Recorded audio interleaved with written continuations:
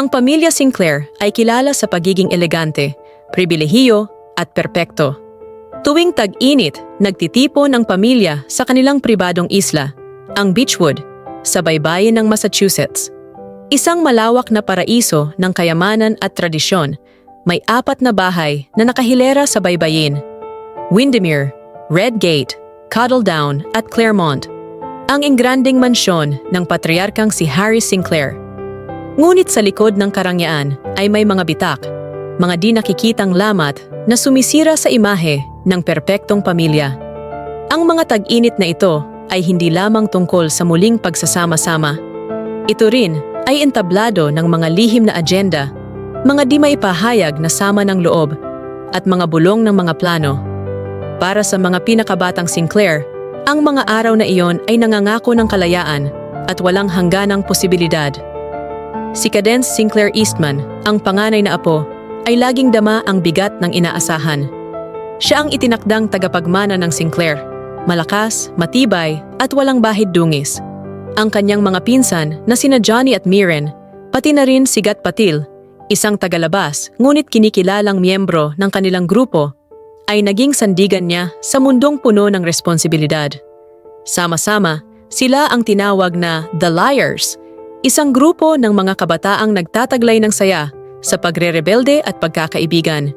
Noong tag-init na yon, 15 taong gulang na si Cadence.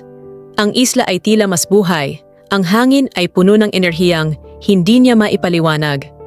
Si Gat, na ilang taon nang bumibisita sa Beechwood bilang pamangkin ni Carrie's partner na si Ed, ay tila nagbago. Ang kanyang mga tingin kay Cadence ay mas matagal. Ang kanyang mga salita ay mas banayad at puno ng kahulugan. Para kay Cadence, si Gat ay hindi na lamang kaibigan. Siya ay isang posibilidad, isang kasiyahang nagpapabilis ng tibok ng kanyang puso. Ngunit si Harris, ang patriarka ng pamilya, ay hindi sumang-ayon.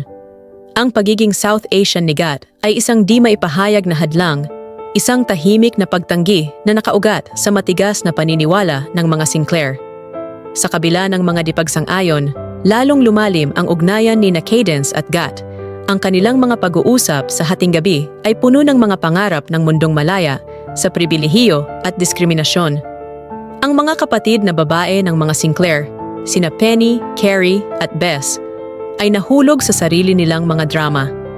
Ang napakalaking yaman ni Harris ay parang karot na nakasabit sa harap nila. Isang gabi, nagbago ang lahat. Malabo ang mga detalye para kay Cadence, nabalot ng ulap ng sakit at pagkalito. Naalala niyang tumalon sa dagat, ang kanyang ulo ay parang hinati ng nakakasilaw na sakit. Nang magising siya, ang mga pabulong na salita at pag-iwas ng kanyang pamilya ay lalong nagpalala ng kanyang pangamba. Ang kanyang mga migraine ay naging mas malala. Ang kanyang mga alaala ng tag-init na yon ay nagkawatak-watak. Anong nangyari? Ang madalas niyang tanong. Nagkaroon ka ng aksidente? Ang sagot ng kanyang ina, malamig ang boses. Mas mabuting huwag mo na itong isipin. Ngunit hindi iyon matanggap ni Cadence. May isang bagay na kahindik-hindik na nangyari, at ang tahimik na anyo ng isla ay parang mapanuyang biro. Sa halip na bumalik sa Beechwood sa sumunod na tag-init, dinala si Cadence ng kanyang ina sa Europa. Ang mga tanawin ng Italia at Pransya ay inakala nilang magpapagaling sa kanya, ngunit si Cadence ay pakiramdam na nawawala. Ang kanyang mga email sa The Liars ay hindi sinasagot. Ang kanyang koneksyon sa isla ay naputol. Ang pagkawala ni Johnny, Mirren at Gat ay parang sugat na ayaw maghilom. Ang kanyang mga migraine ay nanatili, sinamahan ng unti-unting pagdepende sa mga painkiller. Ang paaralan ay naging walang halaga. Bumagsak ang kanyang mga marka habang pilit niyang binuo ang mga pira-piraso ng kanyang buhay. Siya ay nalulunod sa sarili niyang isipan, ang bigat ng kanyang nakalimutang alaala ay parang angkla na humihila sa kanya pababa. Nang sa wakas ay bumalik si Cadence sa Beechwood, ang isla ay parehong pamilyar at banyaga. Ang Claremont, na dating isang engrandeng mansyon ng Victorian, ay pinalitan ng New Claremont, isang moderno ngunit malamig na estruktura. Si Harris, na dating makapangyarihan, ay isa na lamang anino ng kanyang sarili, ang kanyang isipan ay tuluyang nawala sa demensya. Tinanggap siyang muli ng The Liars nang bukas ang mga bisig. Ang kanilang tawanan ay parang gamot sa kanyang sugatang kaluluwa. Ngunit may kakaiba sa kanila, isang di maipaliwanag na pagbabago na hindi niya mawari. Iniiwasan nila ang kanyang mga tanong tungkol sa tag-init ng 15 taon. Hinihimok siyang ituon ang pansin sa kasalukuyan. Ngunit ang isipan ni Cadence ay parang bagyo. Ang kanyang mga alaala ay pilit na bumabalik. Isa-isa, binuo ni Cadence ang mga pangyayari noong tag-init na yon. Ang mga pagtatalo sa pagitan ng mga kapatid na babae ng mga Sinclair ay umabot na sa sukdulan. Ang kanilang kasakiman at kawalan ng pag-asa ay nagdulot ng lason sa hangin. Ang mga manipulasyon ni Harris ay nagawa silang mag-away-away. Ang kanilang pagkakaisa ay nawasak ng kanyang mga pangakong mana.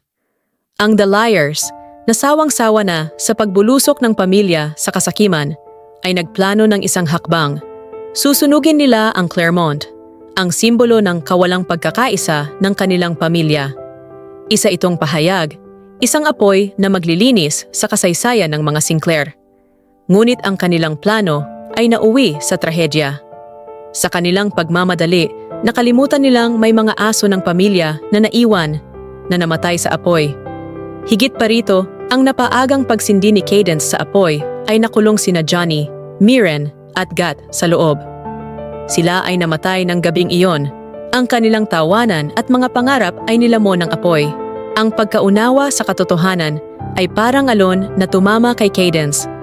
Ang mga liars na kasama niya noong tag-init ay hindi laman at dugo, kundi mga likha ng kanyang imahinasyon, mga anyo ng kanyang pagkakasala at pagdadalamhati.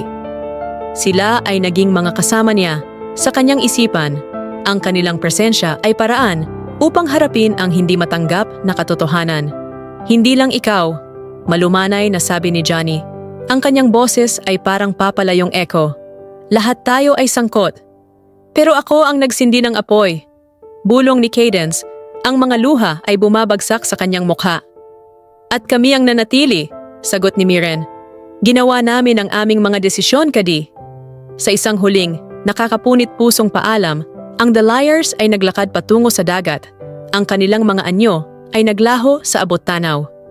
Naiwan si Cadence, ang kanyang puso ay mabigat, ngunit ang kanyang isipan ay malinaw. Ang natitirang bahagi ng tag-init ay naging tahimik na pagninilay-nilay. Sinimulan ni Cadence na harapin ang realidad ng mga pagkukulang ng kanyang pamilya at ang kanyang sariling papel sa kanilang trahedya. Sumulat siya ng mga liham kina Johnny, Mirren at Gat. Ibinuhos ang kanyang kalungkutan at pagmamahal. Nangako siyang mamuhay ng may katapatan upang kumawala sa kasinungalingang pamana ng Sinclair. Habang papalapit ang pagtatapos ng tag-init, tumayo siya sa baybayin ng Beechwood Island. Ang mga alon ay humahalik sa kanyang mga paa. Ang isla na dating kanlungan ay ngayon isang libingan ng mga alaala. Ngunit isa rin itong lugar ng muling pagsilang, isang paalala na mula sa abo, maaaring bumangon ang mga bagong simula. Si Cadence Sinclair Eastman ay dadalhin ang bigat ng kanyang nakaraan, ngunit hindi niya hahayaang ito ang magdikta ng kanyang kinabukasan.